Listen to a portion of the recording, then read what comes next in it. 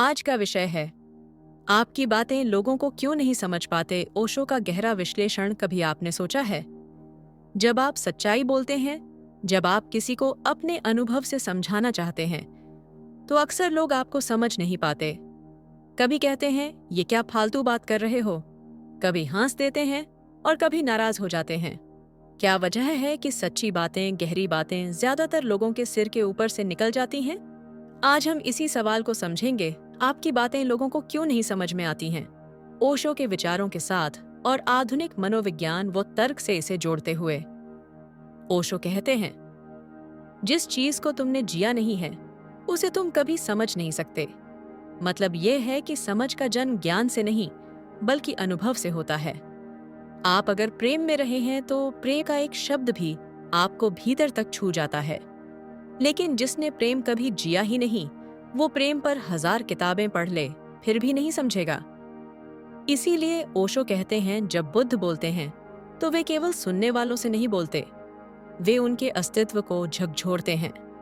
तो अगर आपकी बातें गहरी हैं और सामने वाला व्यक्ति अब भी उस स्तर पर नहीं पहुंचा है, तो वो केवल शब्द सुनेगा, अर्थ नहीं। आधुनिक विज्ञान कहता है कि हमारा दिमाग सिर्फ वही पकड़ पाता है जो उसके डेटाबेस में पहले से मौजूद है। अगर आपने कभी ध्यान का अनुभव नहीं किया और कोई आपको निर्विचार अवस्था की बात करे, तो दिमाग तुरंत उसे थ्योरी मान लेगा, अनुभव नहीं। क्यों?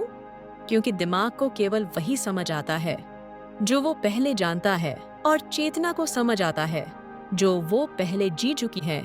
इसलिए ओशो कहते हैं, जो सुन रहा है वही तय करता है कि वह क्या सुनेगा।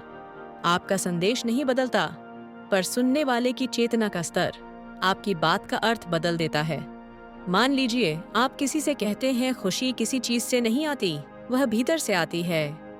अब सामने वाला अगर संघर्ष में जी रहा है तो वह कहेगा ये सब बकवास है, पैसे से सब कुछ आता है। वहीं अगर कोई ध्यान करता है या थोड़ा भीतर झांकना शुरू कर चुका है, तो वही वाक्य उसके जीवन का केंद्र बन सकता है। आप अगर किसी बच्चे से कहें जीवन का अर्थ कुछ पाने में नहीं बल्कि होने में है, तो वह बोलेगा मतलब क्या है इसका, क्योंकि उसके अनुभव का संसार खिलौनों और सफलताओं तक सीमित है। इसलिए ओशो कहते हैं, जिस स्तर पर व्यक्ति है वही तय करता है कि वह सत्य को कैसे समझेगा। ओशो कहते हैं कि समाज को जागे हुए लोग डराते हैं, क्योंकि उनका होना सोए हुए लोगों की नींद तोड़ देता है। जब आप कुछ नया कहते हैं तो वो सुनने वालों के पुराने विश्वासों को तोड़ता है, और लोग अपने विश्वासों से इतना चिपके होते हैं कि वे सत्य को स्वीकारने की बजाय सत्य बोलने वाले को ही गलत ठहरा देते हैं। इसीलिए यीशु को सूली पर चढ़ाया गया, सुकरात को जहर दिया गया और ओशो को पागल कहा गया, क्योंकि सच्चाई हमेशा भीड़ के अनुकूल नहीं होती।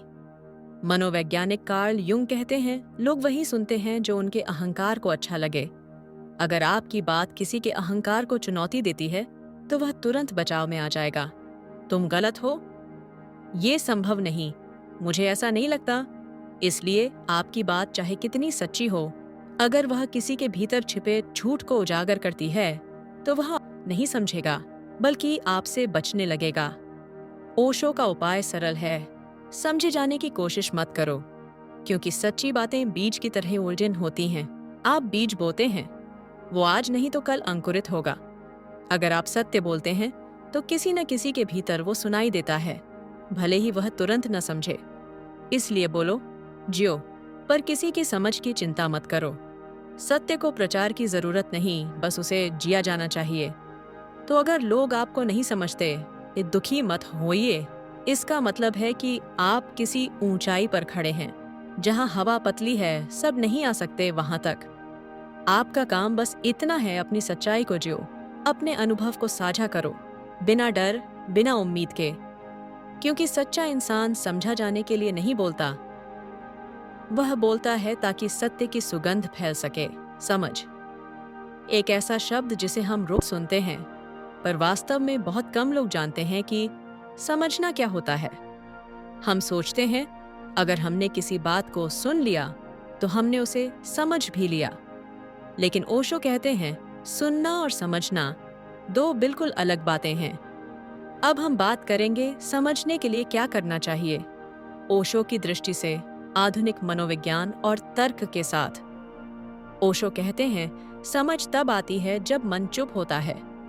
मतलब यह नहीं कि दिमाग बंद हो जाए, बल्कि यह कि विचारों का शोर शांत हो जाए। क्योंकि जब तक दिमाग लगातार बोलता रहेगा हाँ, नहीं, सही, गलत, अच्छा, बुरा, तब तक आप सुन नहीं पाएंगे।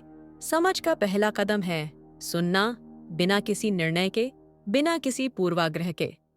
ओशो कहते हैं समझने वाला मन प्रतिक्रिया नहीं करता, वह केवल देखता है। यही ध्यान है, बिना निर्णय के देखना। आधुनिक न्यूरोसाइंस कहती है हमारा दिमाग हर बात को फिल्टर करता है। वो वही देखता है जो उसके पुराने अनुभवों से मेल खाता हो। अगर आपने बचपन में किसी धार्मिक व्यक्ति को ढोंगी देखा, तो आगे चलकर जब कोई सच्चा ज्ञानी बोलेगा तो आपका मन कहेगा सब पाखंडी हैं। आपकी समझ बंद हो जाएगी, क्योंकि मन पहले से निष्कर्ष बना चुका है। इसलिए समझने के लिए सबसे पहले आपको अपनी धारणाओं को गिराना होगा।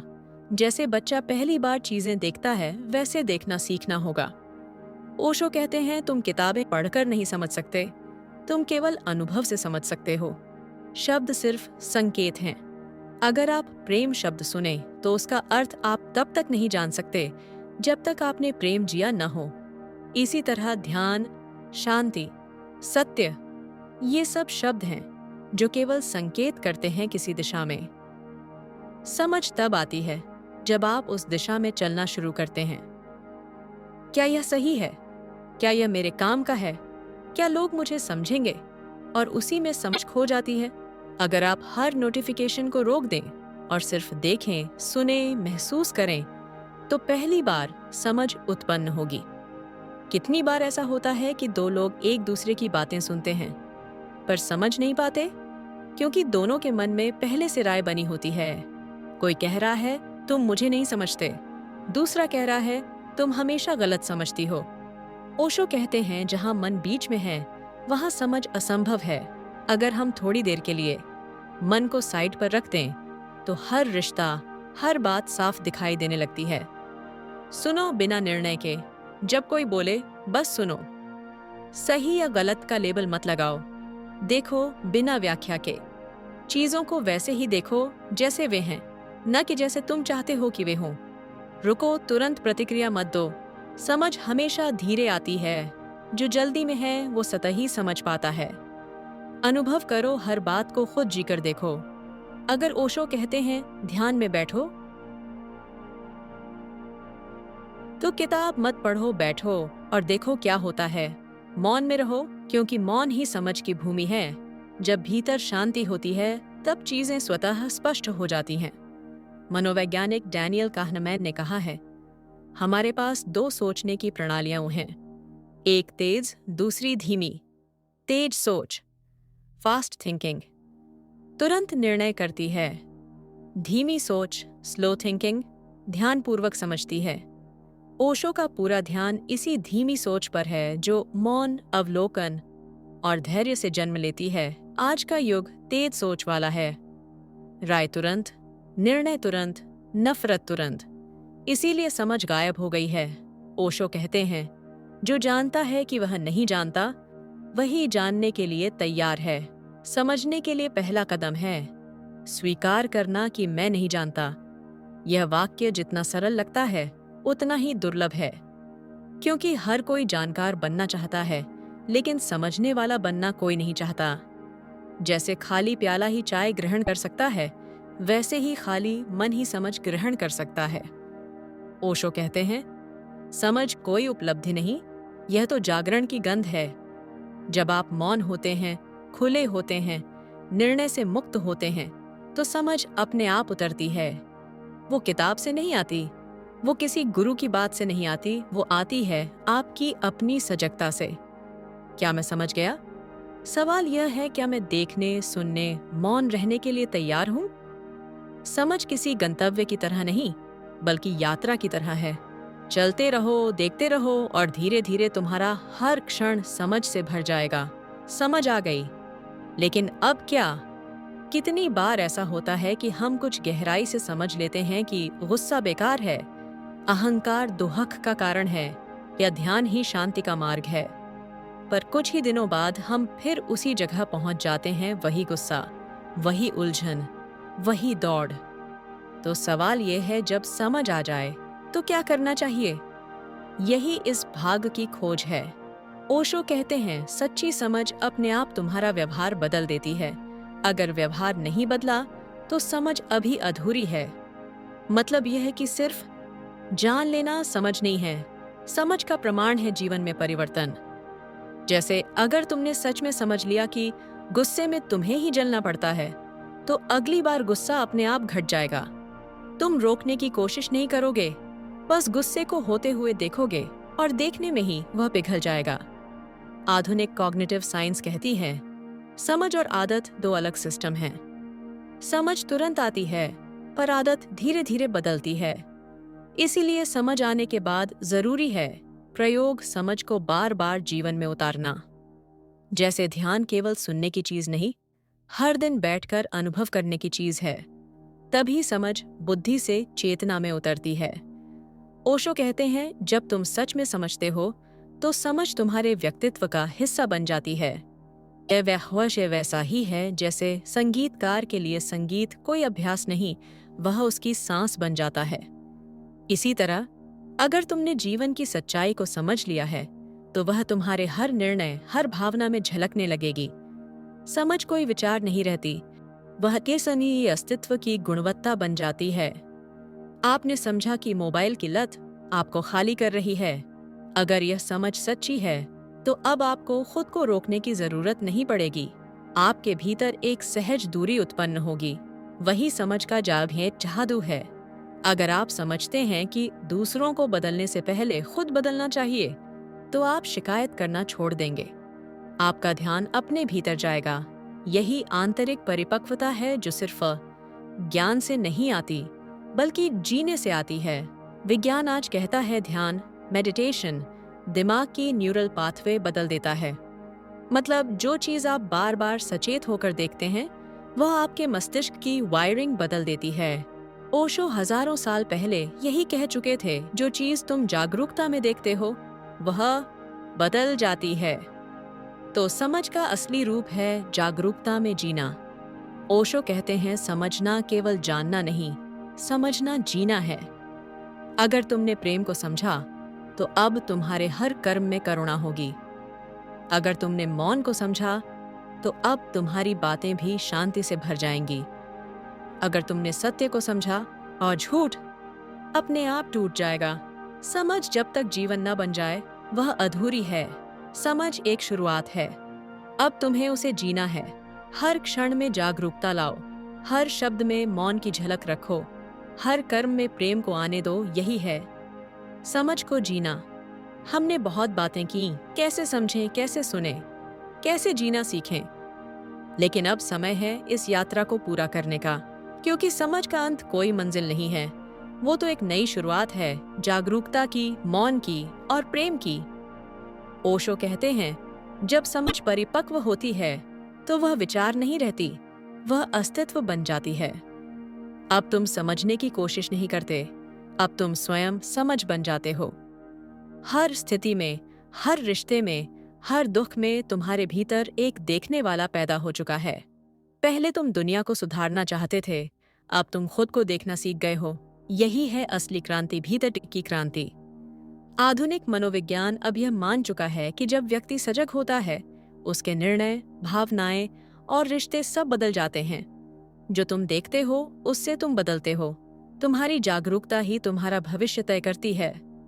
और ओशो तो पहले ही कह चुके थे, जिसे तुम ध्यान में देख लेते हो वह स्वतः समाप्त हो जाता है। अब समझ केवल बुद्धि की बात नहीं रही, वह तुम्हारे पूरे अस्तित्व की गुणवत्ता बन गई है। समझ का अंतिम पड़ाव है मौन, क्योंकि जब सब समझ लिया तब कहने को कुछ नहीं बचता।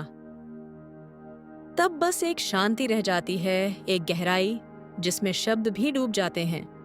ओशो कहते हैं, जहां समझ पूरी हो जाती है वहां मौन शुरू होता है, और वही मौन, वह शुद्ध उपस्थिति तुम्हारा असली चेहरा है। अब समझ केवल विचार नहीं, जीवन का मार्गदर्शन बन जाती है।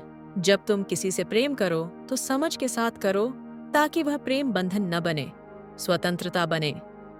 जब तुम काम करो तो समझ के साथ करो, ताकि कर्म बोझ न बने, आनंद बने। जब तुम किसी से असहमत हो तो समझ के साथ रहो, ताकि मतभेद युद्ध न बने, संवाद बने। यही है समझ को जीने की कला। ओशो का अंतिम सूत्र। ओशो कहते हैं, समझ का अर्थ है अब और कुछ करने की आवश्यकता नहीं, अब बस होना है, जीना है, देखना है। समझ का फल है शांति, समझ का उपहार है प्रेम, और समझ की गंध है मौन। अब जो भी तुम करो वह उसी मौन से उठे, वही तुम्हारा ध्यान बने, वही तुम्हारा धर्म बने।